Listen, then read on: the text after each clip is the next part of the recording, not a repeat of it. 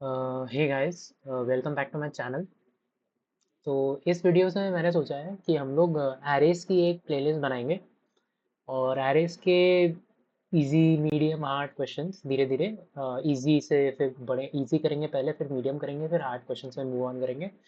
तो धीरे धीरे हम लोग सारे क्वेश्चंस ट्राई करेंगे। इंटरव्यू क्वेश्चंस भी हम लोग करेंगे और जो लीड कोड के जो कॉन्टेस्ट में क्वेश्चंस आएंगे वो भी करेंगे, है ना। हर टाइप के क्वेश्चंस हम लोग करेंगे। जो न्यू क्वेश्चंस होंगे लीड कोड के कॉन्टेस्ट से जो आएंगे, हो सकता है वो भी कभी किसी इंटरव्यू में आपके आ जाए। तो हम लोग सारे क्वेश्चंस करने का ट्राई करेंगे। इस वीडियो के लिए मैंने ये क्वेश्चन चूज़ किया है, मूव जीरोस। देखो इजी क्वेश्चन है ये। पर थोड़ा मैं मानता हूँ कि थोड़ा सा आपको एक बार ये करके जाना पड़ेगा। इंटरव्यू में आप एक बार देख लेना इसको, रिवीजन के लिए एक बार ऐसा नोट्स में देख लेना। बाकी ऐसा बहुत मुश्किल नहीं है, इजी क्वेश्चन है। आप इंटरव्यू में फंसो नहीं, इसलिए कह रहा हूँ, है ना। तो विदाउट वेस्टिंग एनी टाइम, अच्छा इससे पहले आप लोग में से कई लोग जो मेरे वीडियोस एंजॉय कर रहे हैं, आप you can subscribe to my channel, ताकि नया वीडियो निकालता रहता हूँ। रिकर्जन की भी प्लेलिस्ट चल रही है, तो नया वीडियो आएगा तो आपको नोटिफिकेशन भी मिल जाएगा। और अगर आपको एक्सप्लेनेशन पसंद आया तो ज़रूर से ज़रूर लाइक और कमेंट करिएगा, ठीक है। तो चलिए हम तो क्वेश्चन पे मूव ऑन करते हैं, देखते हैं कि क्या कह रहा है। Given an integer array nums, move all zeros to the end of it while maintaining the relative order of the non-zero elements। तो भैया ये क्या कह रहा है? ये कह रहा है हम लोग को एक एरे दे देगा ये इनपुट में, नम्स करके। इसमें जीरोज होंगे, ठीक है। ये अभी नहीं पढ़, ये अभी हम देखेंगे बाद में क्या कह रहा है ये। इसमें इन्होंने एरे दिया है जिसमें जीरोज होंगे और नॉन जीरो नंबर होंगे, ठीक है। कंस्ट्रेंट्स आप देख सकते हो 10⁴ दिए हुए हैं।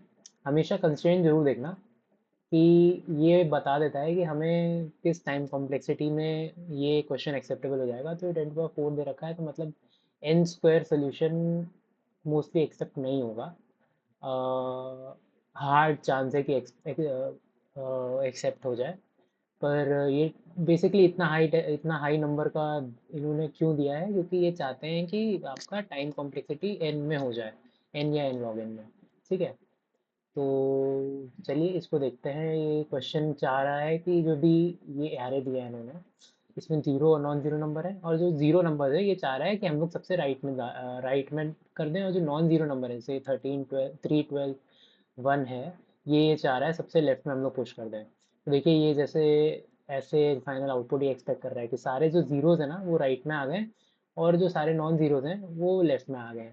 और इसमें एक बहुत इंपॉर्टेंट लाइन है, move all zeros to the end of it. ये लाइन आप जरूर ध्यान रखिएगा, while maintaining the relative order of the non zero elements. तो जो नॉन जीरो एलिमेंट्स हैं जैसे 1 3 12 हैं, इनकी देखिए रिलेटिव ऑर्डरिंग वही है। एरे में 1 पहले आया, फिर 3 पहले बाद में आया, फिर 12 बाद में आया, ठीक है। तो इन्होंने यहाँ पे भी ऐसे ही किया है, बस जीरोस को उठा के इन्होंने सबसे लास्ट में शिफ्ट कर दिया है, ठीक है। तो क्या आप इंटरव्यू में आप इसको कैसे अप्रोच करेंगे? एक ब्रूट फोर्स सोल्यूशन आपको सबसे पहले दिमाग में आना चाहिए। तो ब्रूट फोर्स तो आप खुद भी समझ सकते हैं कि इसमें हम क्या कर सकते हैं। इसमें हम लोग दो एरे ले लेते हैं, है ना। तो एक एरे में हम सारे क्या करेंगे, पहले नम्स में ट्रैवल करेंगे, और जो हमने एक एरे लिया है उसमें सारे नॉन जीरो पुश कर देते हैं, 1 3 12, ठीक है। फिर हम एक और एरे लेते हैं, इसमें जो भी जीरो एलिमेंट्स है वो पुश कर देते हैं। तो दो एरे बन गए, एक जीरो वाला एक नॉन जीरो वाला। अभी हम क्या करेंगे, थर्ड एरे लेंगे। उसमें उसको हम नम्स के साइज का रखेंगे, ठीक है।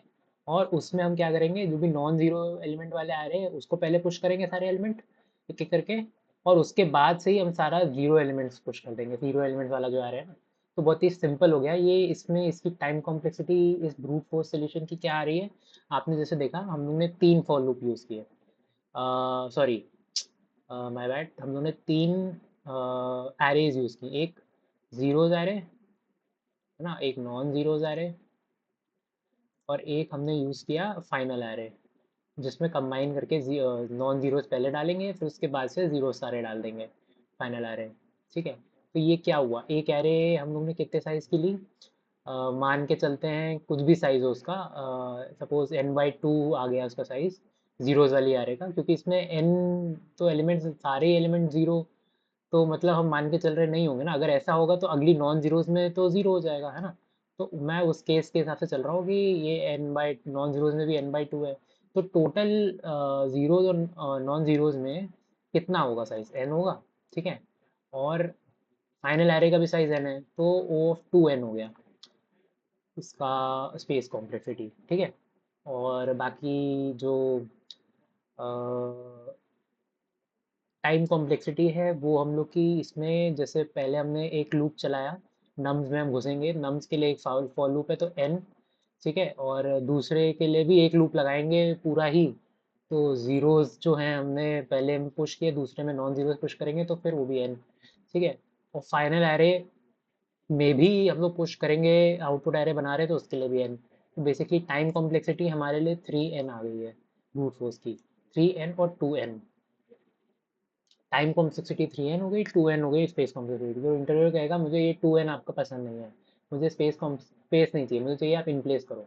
तो इन लीड कोड में भी देखो दे रखा है ये लाइन में, that you must do this in place without making a copy of the array, ठीक है। तो अब हम आते हैं यहाँ पे, जो बेस्ट सोल्यूशन इसका आपको देना है ना। बेस्ट सोल्यूशन आप क्या सोच सकते हो, हम क्या कर सकते हैं, हम लोग यही काम एक ही मतलब एन में करें, टाइम कॉम्प्लेक्सिटी सेम रहे, एन रहे, और पर स्पेस कॉम्प्लेक्स में कुछ नया एरे ना लेना पड़े हमें, ठीक है।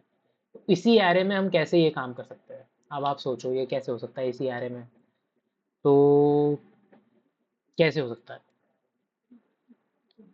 इसका एक सबसे बेस्ट सोल्यूशन जो आप खुद भी एक कॉमन सेंस से समझ सकते हो, कि हम क्या कर सकते हैं कि while travelling in the array हम लोग इसके कुछ कर ऐसा करें कि इसके जो सारे जीरोज हैं वो राइट में शिफ्ट हो जाएं, और जो सारे नॉन जीरोज हैं वो लेफ्ट में शिफ्ट हो जाएं। इस तरीके से सारे जीरोज हमने जो भी जीरो था वो हमने राइट में शिफ्ट कर दिया। हम while travelling in the array, मतलब हम फॉर लूप लगाया, हम ट्रैवल कर रहे हैं, उसी में हम सारे जीरोस को किसी तरह से स्वैप करते करते या कुछ भी करते शिफ्ट करते करते राइट में पहुंचा दें, और सारे नॉन जीरोस को लेफ्ट में पहुंचा दें, है ना। तो ये ही इसकी ऑप्टिमल सोल्यूशन की सोचने की सबसे बेस्ट टेक्निक है, ठीक है।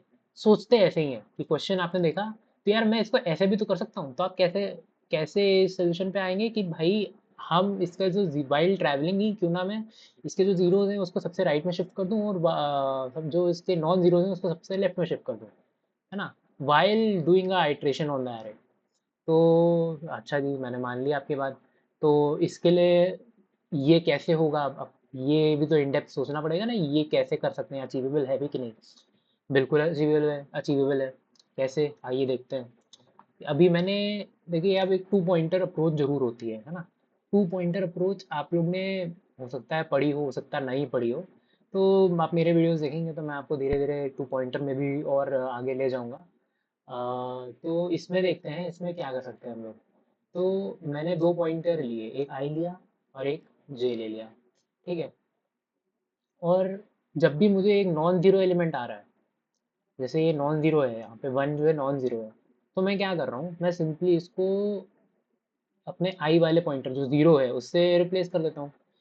ये ऐसे हो जाएगा, पहले जीरो वन था, अभी वन जीरो हो गया यहाँ पे, है ना। इस स्वैप के बाद मैंने यहाँ पे स्वैप कर दिया। तो बेसिकली हम लोग ने ये स्वैप क्यों किया, हम लोग का एक बेसिक आइडिया जो मैंने आपको शुरू में ही बताया था, कि हम क्या चाह रहे हैं, हम सारे जीरोस को राइट पुश करना चाह रहे हैं, और सारे नॉन जीरोस को लेफ्ट पुश करना चाह रहे हैं, है ना। और जब हम एवरे एरे में ट्रैवल कर रहे होंगे तो हमारे पास दो ही ऑप्शन हो सकते हैं, या तो एक जीरो एलिमेंट आ जाए, है ना, या फिर एक नॉन जीरो एलिमेंट आ जाए, है ना, दो ही तो ऑप्शन हो सकते हैं। तीसरा ऑप्शन तो है नहीं कुछ, या तो जीरो आ जाएगा या नॉन जीरो आ जाएगा। तो हम क्या करेंगे, हम बेसिक ऐसा आइडिया कुछ नहीं लगा सकते कि भाई जैसे ही मुझे एक क्या कहते हैं उसको, जीरो नॉन जीरो एलिमेंट मिलता है ना, मैं उसको उससे पहले वाले जीरो एलिमेंट से स्वैप कर देता हूँ, है ना। हमने यहाँ पे क्या किया, ये वन था, ये ओरिजिनल एरे है, ठीक है। एक बार फिर से समझते हैं, आई और जे हमने यहाँ रखा, क्यों रखा, मैंने आपको बेसिक आइडिया दिया है शुरू में ही, हमेशा ध्यान रखना उसको, कि सारे जीरोस को राइट में शिफ्ट करना है, सारे जो नॉन जीरोस है उसको लेफ्ट में शिफ्ट करना है। तो अगर ये एरे सपोज ऐसा होता, 6 5 0 ऐसा होता, तो ये जो है ये तो अपनी सही करेक्ट पोजीशन पे ना, जो नॉन जीरो एलिमेंट जीरो के पहले आ रहा है, इससे हमें कोई प्रॉब्लम नहीं है। हमें प्रॉब्लम क्या है, जो ये जीरो आया जब एरे में, ये गलत पोजीशन पे है, ये हमें चाहिए सबसे ये आखिरी में जाए, है ना। और उसके ये जो नॉन ज़ीरो वाला है ये पहले आ जाए, तो शिफ्टिंग करनी है ऐसे। तो हम क्या करेंगे, हम सिंपली क्या करते हैं, अपना दो वेर जो ये हैं पॉइंटर हैं, इनको पहले वाले पॉइंटर को आई को मैं एक ज़ीरो वाला जो पहला ज़ीरो है, जो भी एरे में पहला ज़ीरो आएगा, क्योंकि उससे पहले एरे तो फाइनल आउटपुट में भी सेम रहेगा ना। फाइनल आउटपुट जो आएगा यहाँ पे 6 5 तो आएगा ही एरे में, है ना।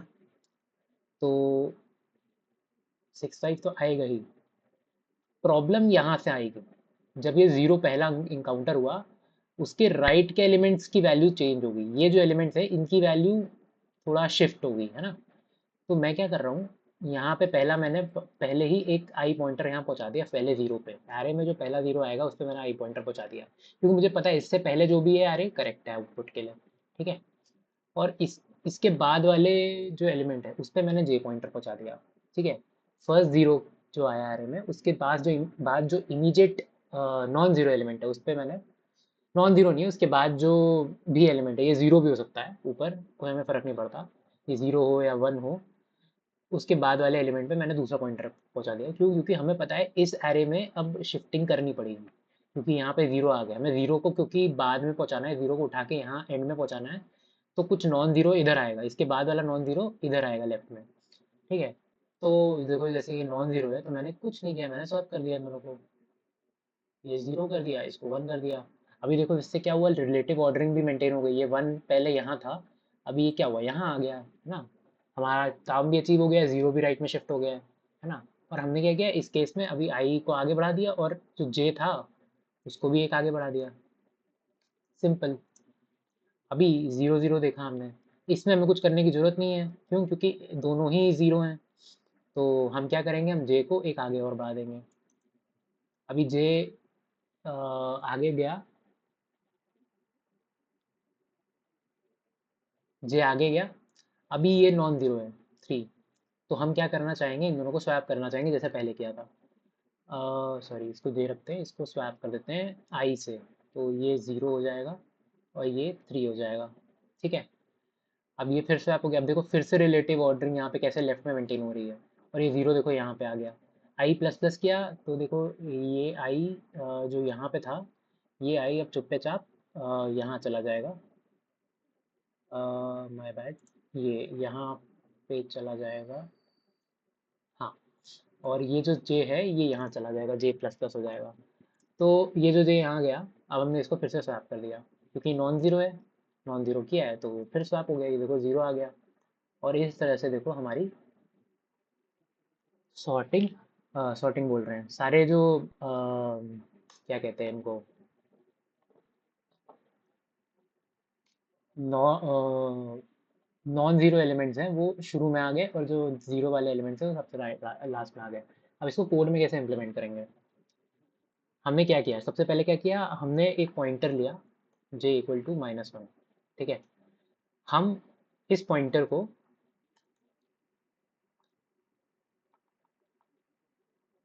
नम्स डॉट साइज, हम पहले एरे में गए, ठीक है।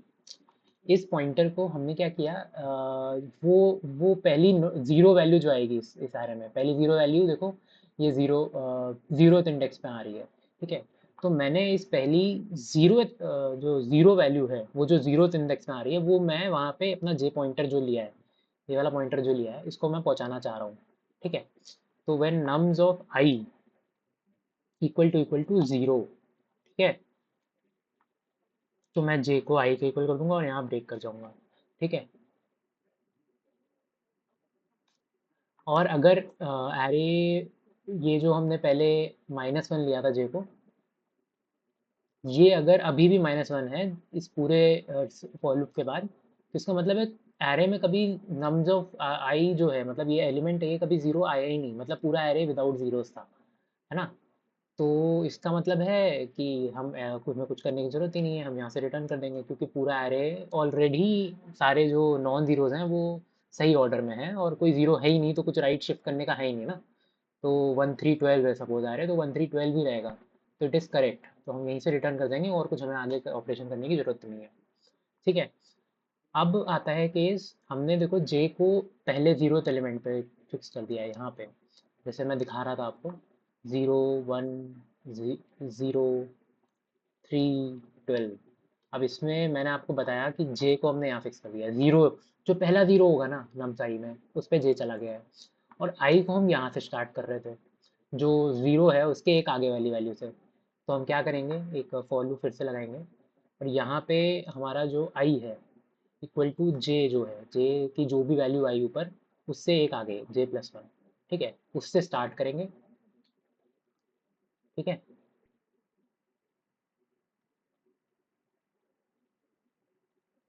और अब इसमें हम क्या करना चाह रहे, हम क्या कर रहे थे, जैसे ही नॉन ज़ीरो वैल्यू आ रही है तो if nums of I not equal to zero, ठीक है, जैसे ही नॉन ज़ीरो वैल्यू आ रही है हम स्वैप कर दे रहे थे नम्स ऑफ आई और नम्स ऑफ जे को। ठीक है, और देखो आई प्लस प्लस, और फिर हम आई और जे को एक एक आगे बढ़ा दे रहे थे। देखो आई तो प्लस प्लस हो ही रहा है, जे को हम एक और बढ़ा देते हैं, है ना। और ये केवल इसी केस में था जब ये nums of I equal to not equal to zero है, मतलब इस केस में जब हमने यहाँ पे जैसे ही वन आया वैल्यू जो कि नॉन जीरो वैल्यू है, इस केस में ही हम अपना जो जे है उस पे आगे शिफ्ट करेंगे। क्यों कर रहे हैं ऐसा, अब आप सोचो, हमने जे को इसी उसमें रखा है, इसीलिए लिया है कि ये ज़ीरो वाले पे हमेशा पॉइंट करेगा। जो मेरा सबसे रीसेंट ज़ीरो का एलिमेंट है उस पे मेरा जे वाला पॉइंटर पॉइंट करना चाहिए, ठीक है। और हम यहाँ पे जब जैसे ही आई नॉट इक्वल टू ज़ीरो मिला तो हम उससे ज़ीरो को स्वैप कर रहे हैं ना, आप समझ रहे हो मेरी बात। हम ज़ीरो को स्वैप जब कर रहे हैं तो जे भी तो बढ़ाएंगे ना, ज़ीरो उस जगह जाएगा तो जे को हम वहीं ले जाएंगे ना, आप समझे, वन ज़ीरो। तो आई तो बढ़ रहा है, आई तो देखो वैसे भी बढ़ेगा, आई यहाँ जाएगा, जे को हमें जे प्लस प्लस करना है, क्यों, क्योंकि हमें यहाँ पे लाना है। दैट्स इट, ये इतना सा काम था।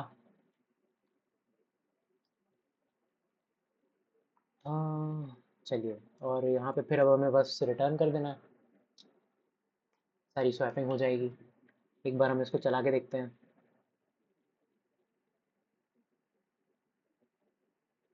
देखिए रन हो गया है इस वाले केस के लिए, फिर मैं सबमिट करके देखता हूँ कहीं कुछ गड़बड़ तो नहीं है। देखिए एक्सेप्ट हो गया, है ना। तो कुछ नहीं, इसकी टाइम कॉम्प्लेक्सिटी क्या होगी, देखो हमने यहाँ पे एक लूप चलाया है और एक और लूप चलाया है, पर ये जो लूप है ये पहली ज़ीरोथ वैल्यू पे रुक जाएगा, और उसके बाद वाली ज़ीरो के बाद भी जितना भी नम्स का साइज़ है वहाँ तक ये लूप चलेगा। तो टोटल एन जा रहे हैं हम लोग, तो टाइम कॉम्प्लेक्सिटी एन है, और स्पेस तो हम यूज़ ही नहीं कर रहे तो ओ ऑफ वन है। ठीक है, okay guys, thank you very much for listening.